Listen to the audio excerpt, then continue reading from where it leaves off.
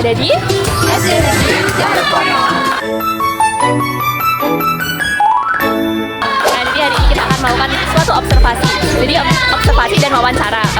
Topik dari observasi dan wawancara kita kali ini adalah pelayanan di bidang pendidikan seks di sekolah dasar.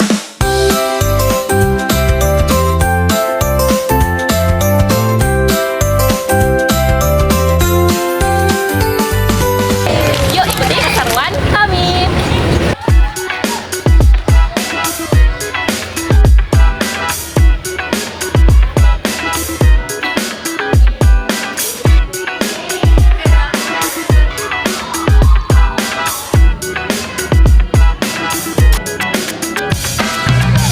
Nah, sekarang kita sudah bersama wali kelas 5 Pak Koko.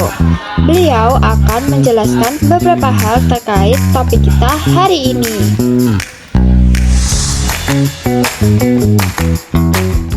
Yang pertama, siswa kelas 5 itu sudah masa pubertas, sudah menginjak anak-anak remaja. Jadi yang perempuan ada yang sudah mulai menstruasi, yang laki-laki juga sudah ada yang mulai membuka cala. Itu kita siswa tidak mengetahui kaitan dengan yang seksual itu tadi, nanti siswa malah melakukan tindakan-tindakan pelecehan itu yang dikira siswa itu biasa, tapi ternyata itu sudah mengarah ke pelecehan. Kan jadi kayak upaya antisipasi. Ada bimbingan tersendiri dengan anak yang melakukan tindakan pelecehan. Seperti itu.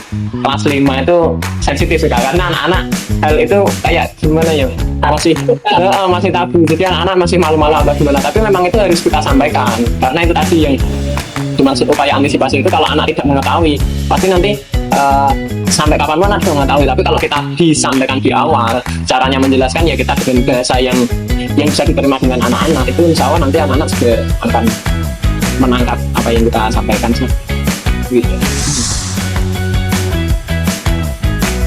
Topik itu kan kita sesuaikan dengan materi pembelajaran yang ada di kelas.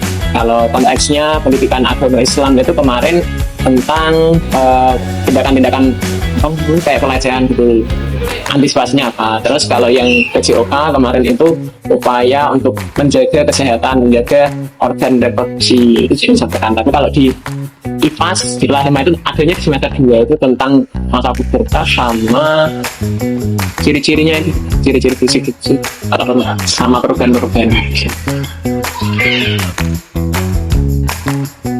Kalau itu kan tahu saya ya pengalaman di sekolah itu, kalau kegiatan TOSKIS kalau didukung sama Bapak Kepala Sekolah itu selalu didukung, apalagi ini upaya pencegahan tindakan seks itu kan mengenalkan juga upaya pencegahan agar tidak terjadi pelecehan seksual khususnya di tingkatan besar. Contohnya itu ketika pendidikan agama Islam menyampaikan auratnya laki-laki itu apa, auratnya perempuan apa.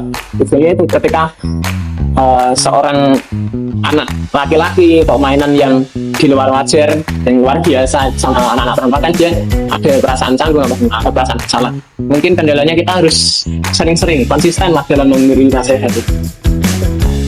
Jadi itu sih. Kalau kita nggak konsisten ya anak-anak lupa hal yang lumrah.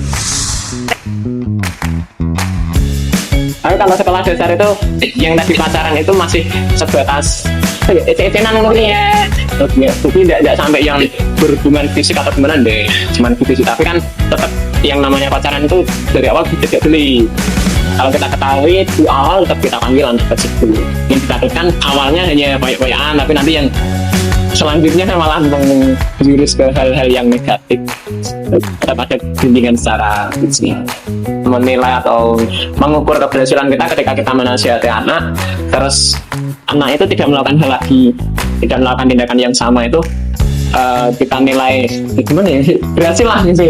Kalau sampai anak tersebut kok biasanya wis khilaf, wis tidak pernah melakukan hal itu, ya aman, berarti tolak ukurnya itu beda-beda sih kan. Kadang yang secara langsung tidak melakukan, kadang yang ada mengurangi, dulunya sering, sekarang paling sekali 2 kali kasus, itu kan juga termasuk termasuk. Jadi itu tadi hasil wawancara kami bersama Pak Koko. Sebagai pelengkap, kami juga membagikan angket ke siswa kelas 5 buat tahu sejauh mana sih pemahaman mereka tentang pendidikan seks. Nah, nantinya hasil observasi ini jadi catatan penting buat kita kebutuhan siswa di masa pubertas. Ya, itu tadi keseruan dari kelompok kami. Jadi terima kasih sudah menonton.